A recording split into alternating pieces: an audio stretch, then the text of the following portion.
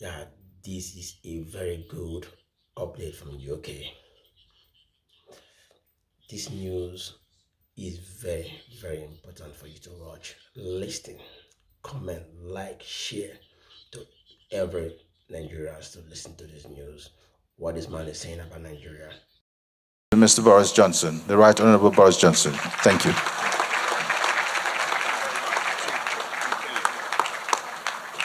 Well, thank you very, very much indeed. It's wonderful to be here, Your Highnesses. Very, very much. Wonderful, very kind of you to invite me. And listening to the speeches already been so terrific. I feel, I don't know about you, I feel rehumanized already. Don't you? And it's so good to be back in Nigeria after an enforced absence. I had to be Prime Minister for a long time during COVID. I couldn't get here.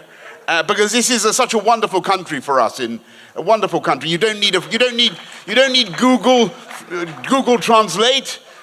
We all speak the same language. When you arrive, my flight was very late, but it doesn't matter. When you get here, you don't have jet lag, because the Almighty has brilliantly stationed London and Lagos in the same time zone. You don't even need an adapter plug for your laptop, because Nigeria has had the wisdom to continue to use those classic chunky 3-pin British plugs rather than the weedy EU 2-point kind. And here in Lagos, you can even drink the local Guinness, because this is one of the few cities in the world where you actually brew the inky nectar.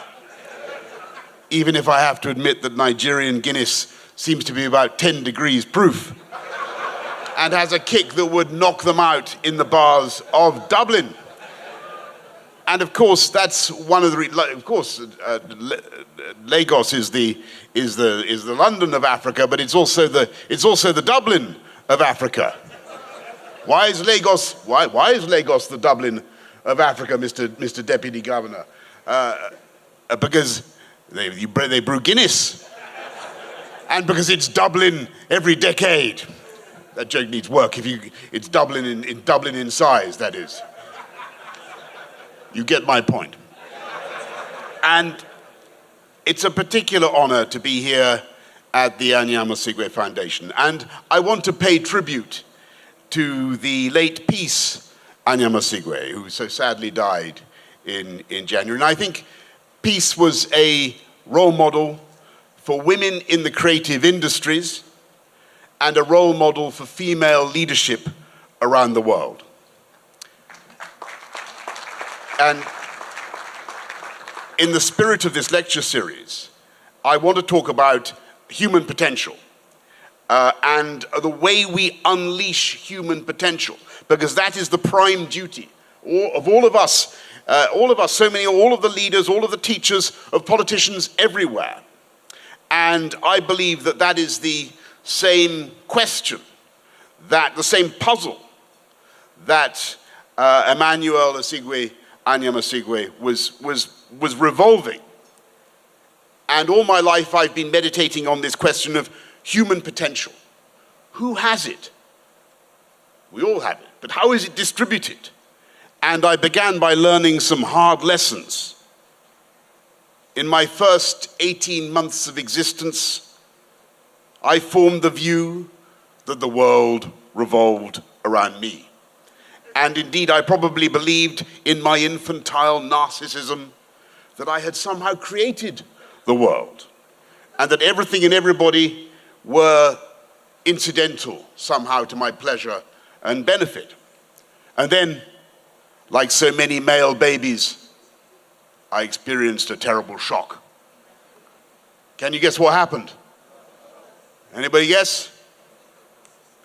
My sister was born.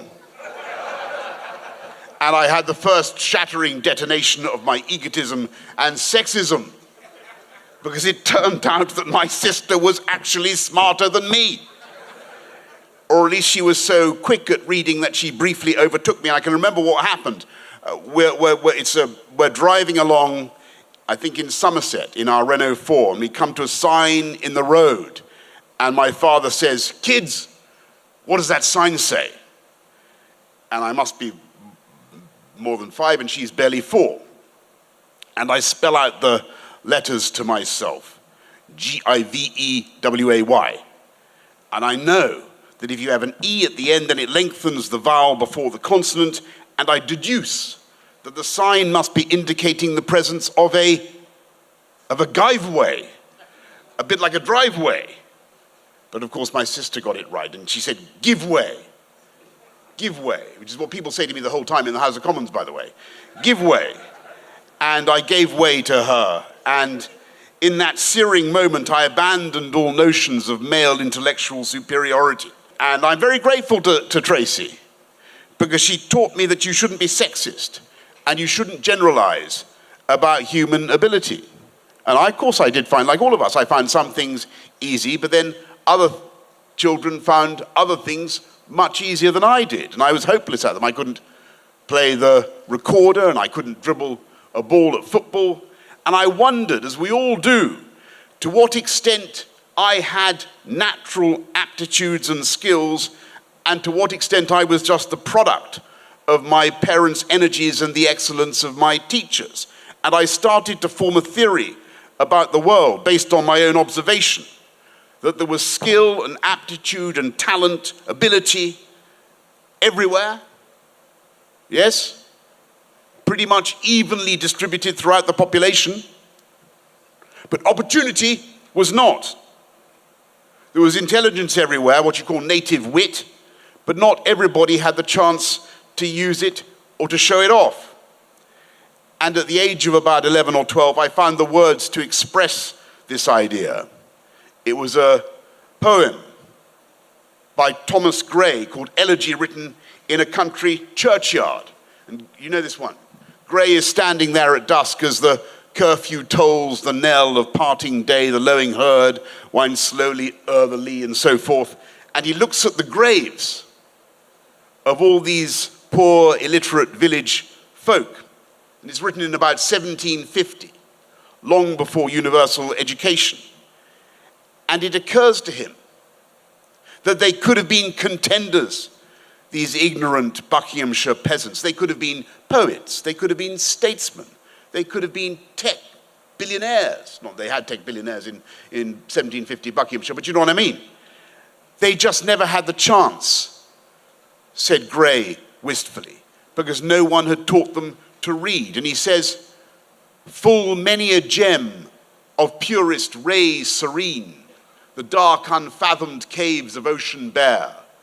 Full many a flower is born to blush unseen and waste its sweetness on the desert air." And I think he's right, don't you? The UK has a population of 66 million, Nigeria maybe 200 million, growing. How many of our people are able to reach their full potential? And how many of them are like flowers that nobody ever sees? How many talents are there, like jewels lost in the blackness of an undersea cave? And I'll tell you how many I think it is. I think it's a hell of a lot. Millions. Tens of millions. And the job of politicians is to create the conditions in which those people can unleash their potential. Because not only is that morally right, and it's surely right if we care about human development to give everyone the chance to express the talents that the Lord has given them. It's the right way for them to achieve happiness and fulfillment. But it's also, this is the important one, it's also the right thing for the economy. Because what we're seeing everywhere, I think in both our countries, is a colossal waste of human potential. And all my political career, whether as Mayor of London or as Prime Minister, it's been about trying to solve that mystery, unleashing that talent, excavating the gem from the darkened cave, letting people flower. And the phenomenon we've seen in both our countries is that people in search of opportunity have migrated from the countryside to the cities, because that is where the jobs are. And that's why London is the most productive city in the whole of Europe, and that's why Lagos is doubling the whole time. And I'm honored to speak in the presence of the Deputy Governor of Lagos, Dr. Kadri. I hope you won't mind if I try to outline from the point of view of a former mayor of London, what I think are the crucial conditions for allowing talent to bloom and for cities to thrive. And the first and most important, it's got to be safe. You've got to have equality under the law, because that is the foundation of freedom. And of course, I know some of the problems that are faced in some parts of this wonderful country. I know the lives that are sadly being lost. But those bandits, I want to tell you, those bandits, those terrorists can and must and will be defeated. And eventually law and order will prevail. And I want you to know, by the way, that the UK, as ever, stands ready to help. But we in the UK have certainly had our own problems with terrorists in the past. And I'm proud to say now that London is one of the safest big cities in the world. Indeed, the Metropolitan Police are so impartial that they once arrested Prince Andrew himself, the son of our late Queen, when they saw him loitering in the shrubbery of Buckingham Palace. In what you laugh, in what later turned out to be a case of mistaken identity. I thought this was quite funny until a couple of years ago, the Met actually fined me in circumstances that I still find almost too painful to describe, simply for standing at my desk in the cabinet room and eating lunch. And for followers of British politics, I want you to know that the fabled birthday cake about which the BBC and the rest of the media fulminated for well over a year remained unseen by me throughout that 20 minutes in its Tupperware box, later to be discovered and consumed by my private secretaries. And look, whatever you may say about that unhappy episode, look on the bright side. Can you imagine the Moscow police arresting Vladimir Putin for having lunch at his desk for 20 minutes? Can you imagine the Chinese police doing the same thing? Yes, doing the same thing to Xi Jinping? Whatever else it shows, that decision, which may have seemed to me to be bizarre, it shows to me that the law is enforced in my country without fear and without favor. And whoever you are, high or low, rich or poor, you will receive the same scrutiny and the same protection in the UK. And that is the first and most crucial freedom and the precondition for economic growth and investment. Freedom under the law, freedom to live your life as you choose within the law, provided you do no harm to others. And the next great freedom, an indispensable freedom, is the right to choose those who govern you and the right to remove them from office. It's called democracy, and it's very precious, and it works, and it's under attack the whole time. Why did Vladimir Putin decide to launch his evil and criminal onslaught on Ukraine, triggering the worst war in Europe for 80 years? Because he could see that the Ukrainians were choosing a different path. They were going towards an open, liberal, democratic system, a different system from the one that he was permitting to the Russian people. And he could see that there was a risk in this for him, and that as Ukraine succeeded and aligned ever more closely with Western democracy, that the Russian people would themselves demand change, and that Putin's own position would be under threat. And why, by the way, do you think he miscalculated so badly? Why did he fail to foresee the heroic resistance of the Ukrainians? Why did he get it wrong? And by the way, the Ukrainians are going to win. Just so you know. I'm very proud of what the UK did when I was Prime Minister to help them with lethal aid. We were the first major European country to give them serious quantities of lethal weaponry, the shoulder-launched anti-tank missiles in particular. And they helped the Ukrainians to kick Putin's forces out of Kiev, out of the Kiev region, out of Kharkiv, out of Kherson. And I believe that this year, in 2023, They will be able, if Ukraine's friends continue to give them what they need, to kick Putin out of the whole country. But why did he get it wrong? Why did he underestimate the Ukrainians? He's normally thought of as a brilliant chess-like calculator, isn't he, Putin? I'll tell you why.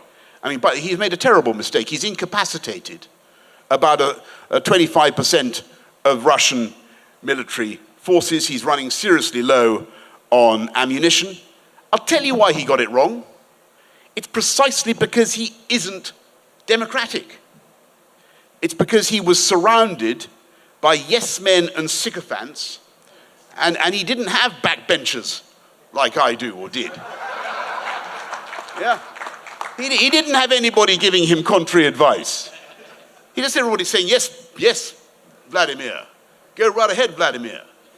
Of course he got it wrong. And he had no democratic checks and balances. And that's why, in the words of Winston Churchill, democracy is the worst system in the world except for all the others. And let me give you another proof of the value of the democratic system that we both operate in Nigeria, in the UK. Who here has been vaccinated against COVID? Who's been vaccinated? A healthy majority there, I'd say. Virtually everybody. I've been vaccinated, by the way. But who had Sputnik? Right. Who had Sinovac? Look, I mean no disrespect to anybody who used either of those vaccines. But the vaccines that actually worked, that were effective, were made, as it happens, in the liberal free market democracies.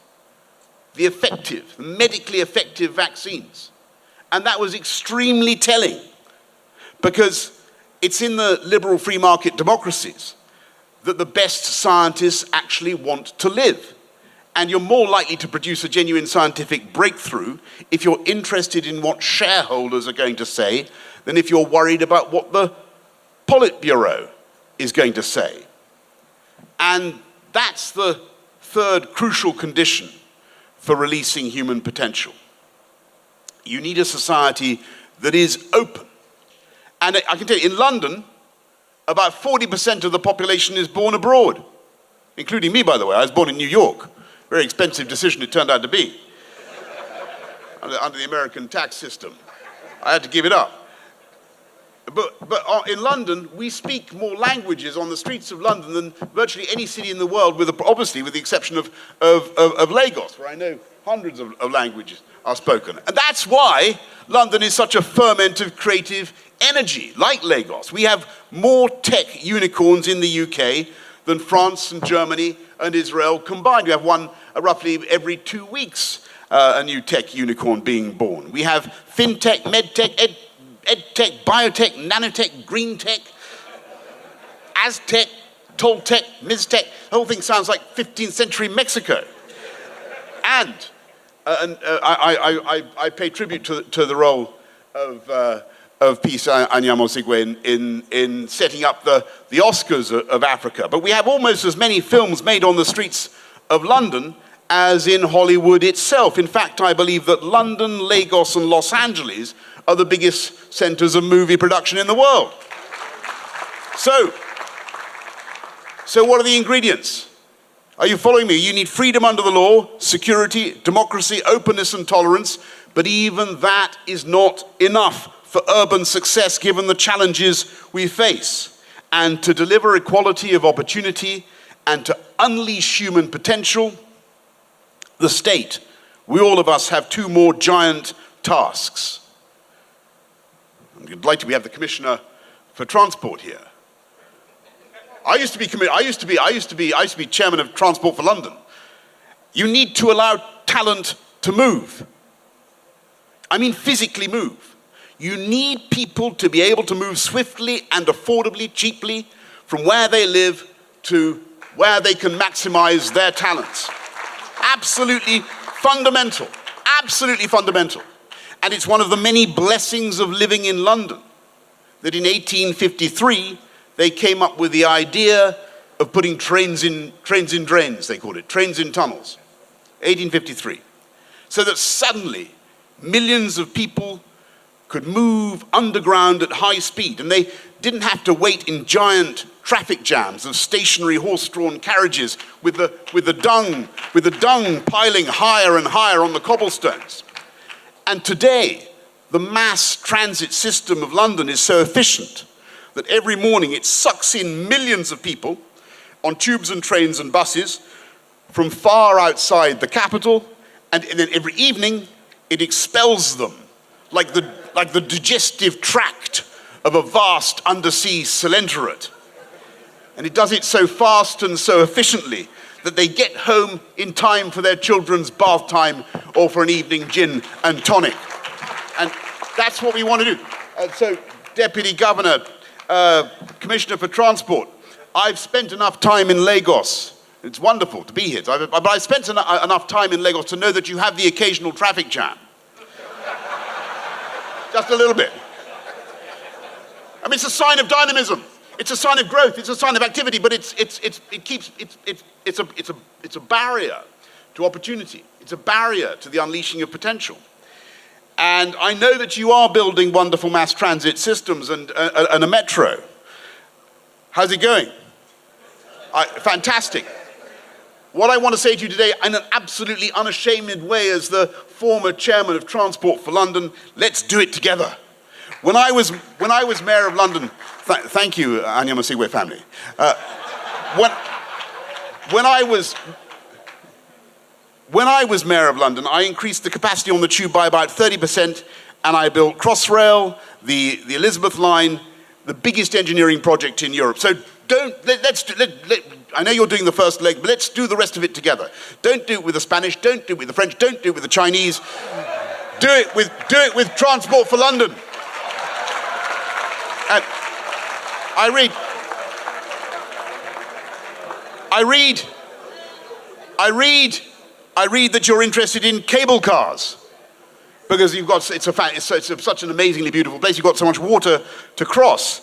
I'm proud to say that I built a cable car in less than a year, a huge cable car across the river from Greenwich to Victoria Dock. And it's a huge, beautiful thing. And I took Arnold Schwarzenegger up into the cable car, and he looked down on Canning Town, and he said, "Very nice." And he was right. It was absolutely beautiful. And people made fun of me. I promise you, my political opponents in the Labour Party, they made fun of me, and they said I had built a cable car from nowhere to nowhere across the river. But you know what happened? Just a year ago, my successor, the new Labour mayor of London, do you know what he did? He actually moved City Hall so that it could be at the foot of the cable car. He did.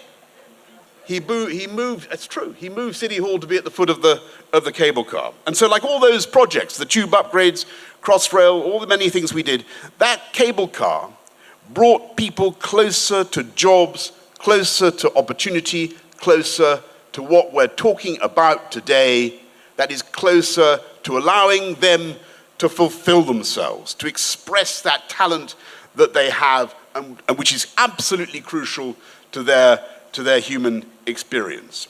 And finally, what is the most important thing the state can do and must do to unleash potential? Well, think back to that poem I quoted earlier on. Full many a gem of purest ray, serene, the dark unfathomed caves of ocean bare, full many flowers born to blush unseen, and wasted sweetness on the desert air. What was the state failing to do in 1750 when Thomas Gray stood over the mouldering graves of the unlettered poor of the village of Stoke Poges in Buckinghamshire? What was it not doing? What's it got to do?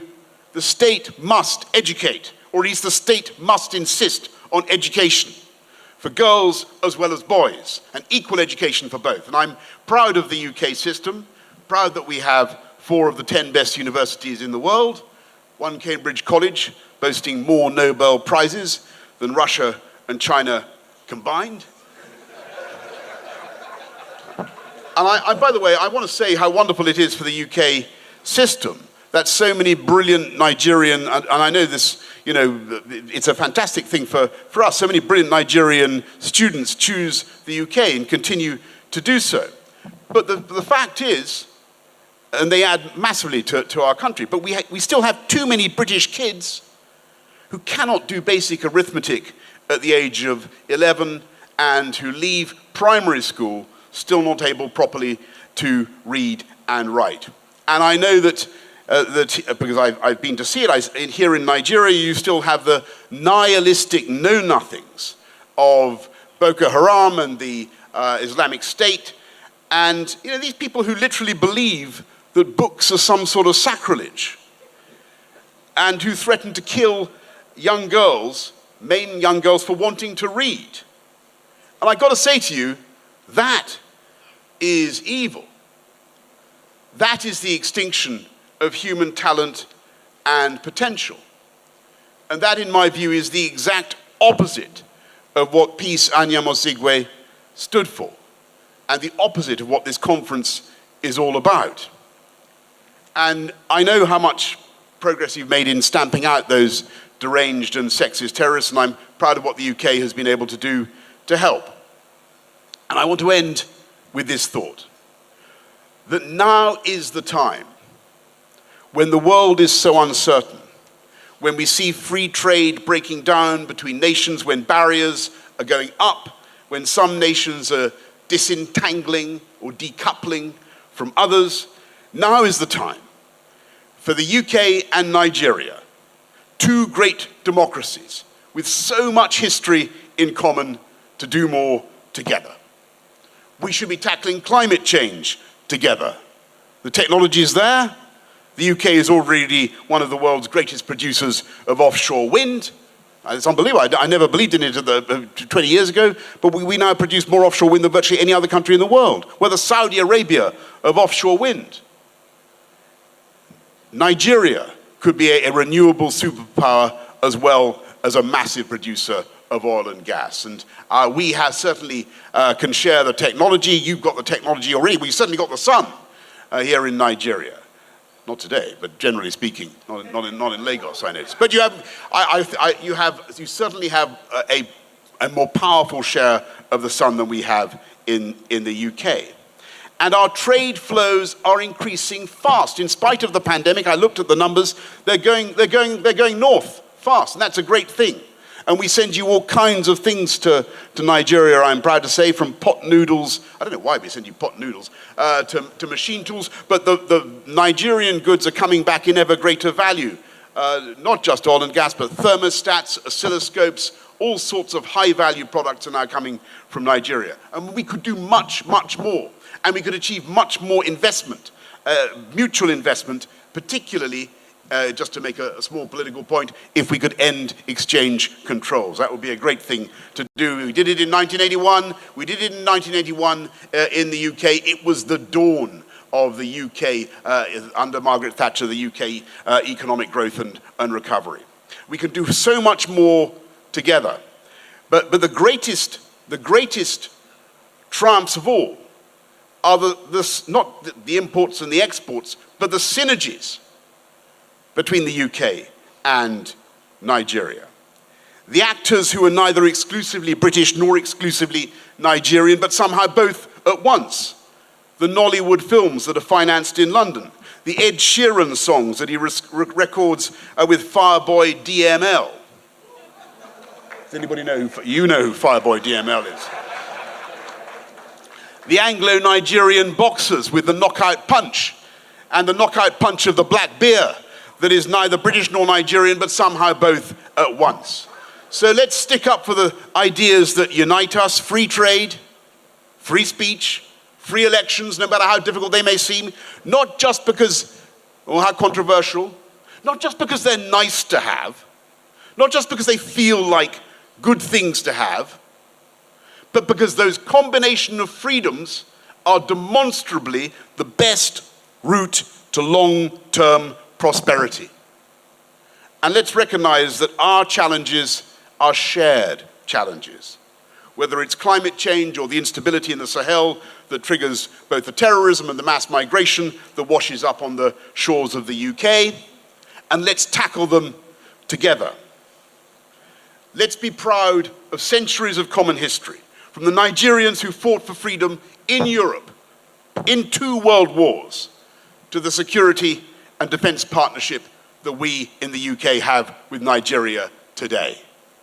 Let's deepen that partnership and let's do more together to unleash the potential of all the people of both our countries.